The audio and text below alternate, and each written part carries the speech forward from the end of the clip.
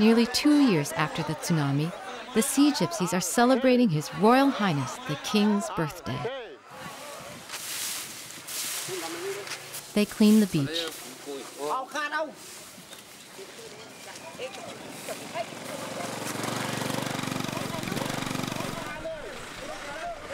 Dirt is even trucked in to repair the potholes.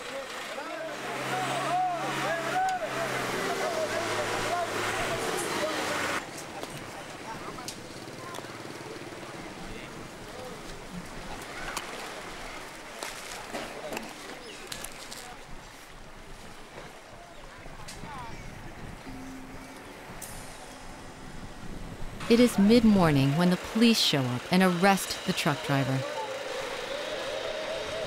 The deed holders called the police because the trucks were entering their property without permission.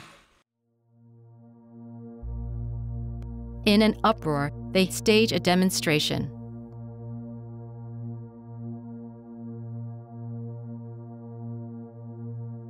The driver was released.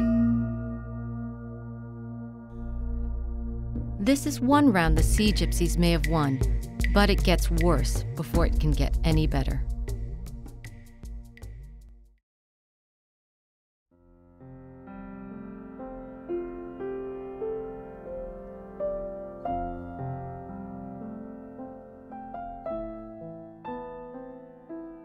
It may seem as though the tsunami started the downward spiral of the Sea Gypsies. In truth, the tsunami only accelerated the waves of change.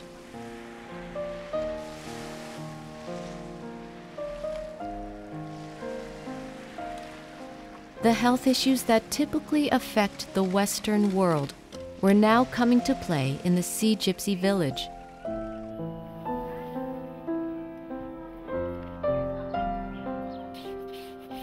Obesity has ravaged the women.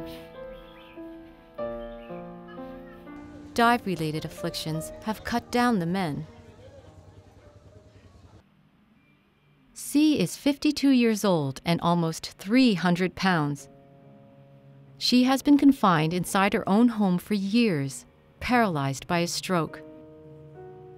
C is the oldest of 9 children and the first to marry. No longer having to share food with her siblings, she was able to eat her fill. Soon thereafter, C's health problems began.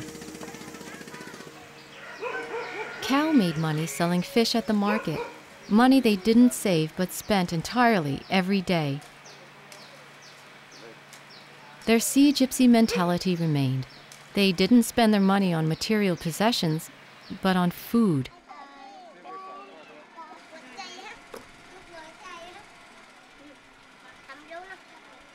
Recently, new foreign foods made their way into the village.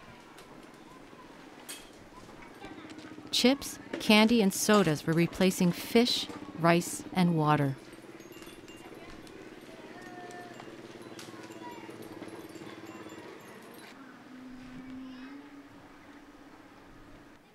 The women were living a more sedentary lifestyle.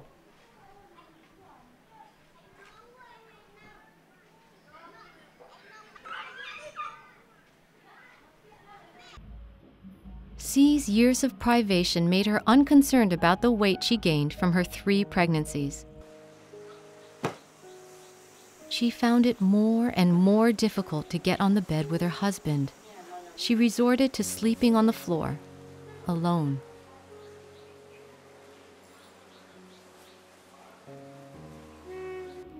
One night, she woke up from an uneasy sleep.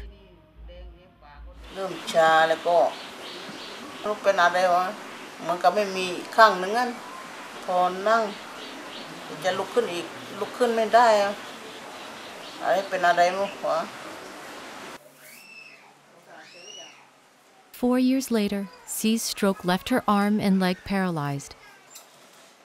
She uses a makeshift sling to exercise, but even momentary exertion exhausts her.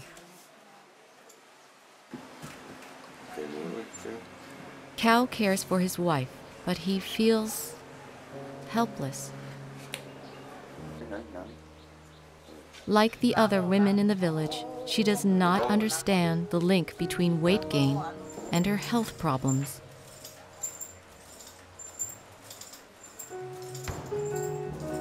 C refuses to leave her home.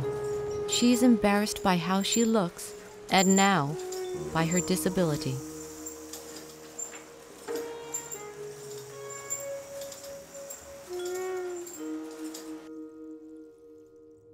Today, C watches the world through her open door within the cage of her own body.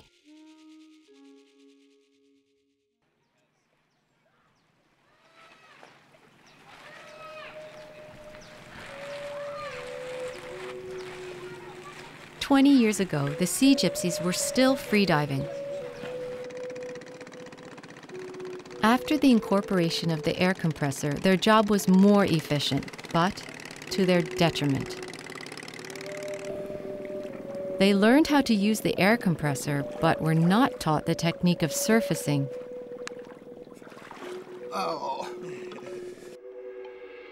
Jet Li was nearly 50 when the bends finally caught up with him.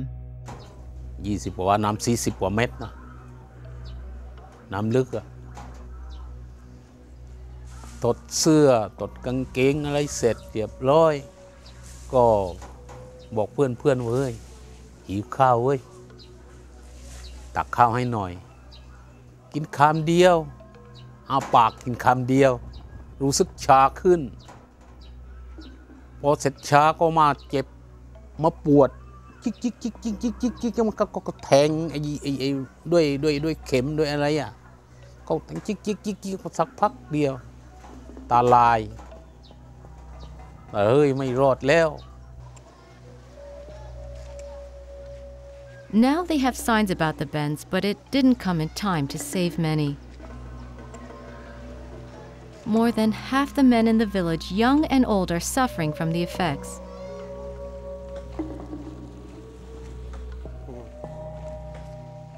Rick was only 16 years old. อากาศที่เขาให้ส่งจากบนเรือลงไปในน้ำน่ะมันไม่เพียงพอผมก็เลยปลดหน้ากากและก็อุปกรณ์ต่างๆผมก็ทิ้งหมดเลยแล้วขึ้นมาแล้วแก้วหูแตกพอแตกปุ๊บเนี่ยเกิดให้ผมสลบพอสลบนั้นคนที่บ้านผมว่าผมเสียชีวิตแล้วคือนอนแน่งน้ำลายบนปากแล้ว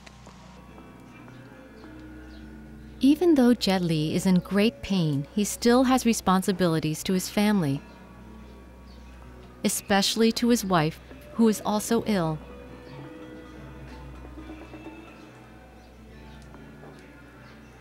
She is suffering from chronic kidney disease. She needs a kidney transplant, but they cannot even afford dialysis. อยู่ไปอยู่มาก็รอวันเวลาจะเข้าหลุม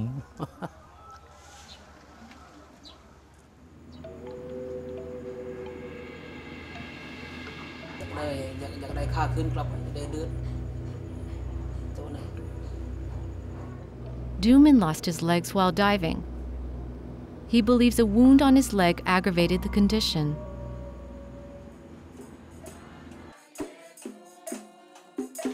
Many sick in the village have turned away from the shaman and turned to the missionaries and Christianity in their time of need.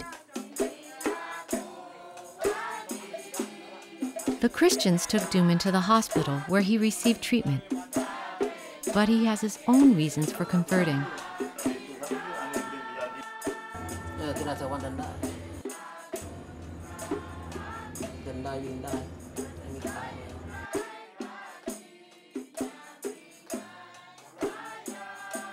Jet Li's wife converted to Christianity as well, but for her, help didn't come in time. She succumbed to kidney disease.